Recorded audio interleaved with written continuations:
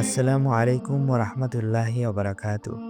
আজকে আমরা আলোচনা করব, তুমি যদি কাউকে জুলুম করো, মনে রেখো সে হয়তো কিছু বলছে না, কিন্তু তার চোখের পানি আর আল্লাহর মাঝে কোনো পর্দা নেই। আজ আমি আপনাদের শোনাবো এমন এক ঘটনা যা প্রমাণ করে মাজলুমের দোয়া কখনোই বৃথা যায় না। রাসূলুল্লাহ সাল্লাল্লাহু আলাইহি সাল্লাম বলেছেন, মাজলুমের দোয়া থেকে বেঁচে থাকো, কারণ তারা দোয়া ও আল্লাহর মাঝে কোনো পর্দা নেই। একবার এক শক্তিশালী শাসক ছিল। তার ক্ষমতা, লোকবল, সম্পদ সবই ছিল, কিন্তু তার অন্তর ছিল জুলুমে ভরা। তার অধীনে এক গরিব লোক কাজ করত। দিনের পর দিন সে অন্যায় সহ্য করত, মজুরি কম দেওয়া, অপমান, ভয়ভীতি। একদিন শাসক সীমা ছাড়িয়ে গেল। গরিব লোকটির শেষ আশ্রয় ছিল শুধু আল্লাহ। সে রাতে উঠে দুহাত তুলে বলল, হে আল্লাহ, আমি দুর্বল, আমার কেউ নেই, আমার হক তুমি নিজেই আদায় করে দাও।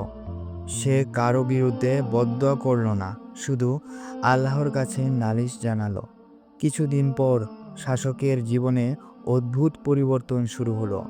ক্ষমতা থাকা সত্ত্বেও সিদ্ধান্তে ব্যর্থতা, বিশ্বস্ত লোকেরা বিশ্বাসঘাতক, অর্থ থাকা সত্ত্বেও শান্তি নেই, রাতে ঘুম নেই, দিনে স্বস্তি নেই।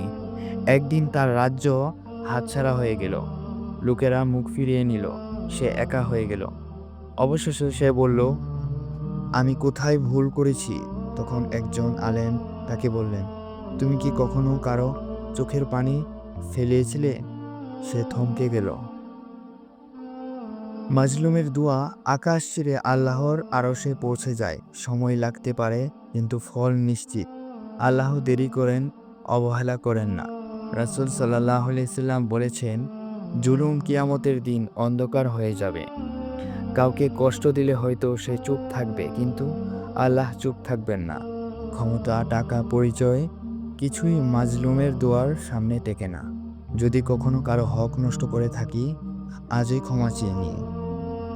মনে রেখো, আল্লাহ আদালতে কান্নার ভাষা আলাদা করে অনুবাদ লাগে না। মাজলুমের দোয়া কখনোই বৃথা যায় না। প্রিয় বন্ধুরা, যদি ভিডিওটি ভালো লেগে থাকে অবশ্যই সাবস্ক্রাইব করে দিয়ে পাশে থাকবে। আসসালামু আলাইকুম ওয়া রাহমাতুল্লাহি ওয়া বারাকাতুহু।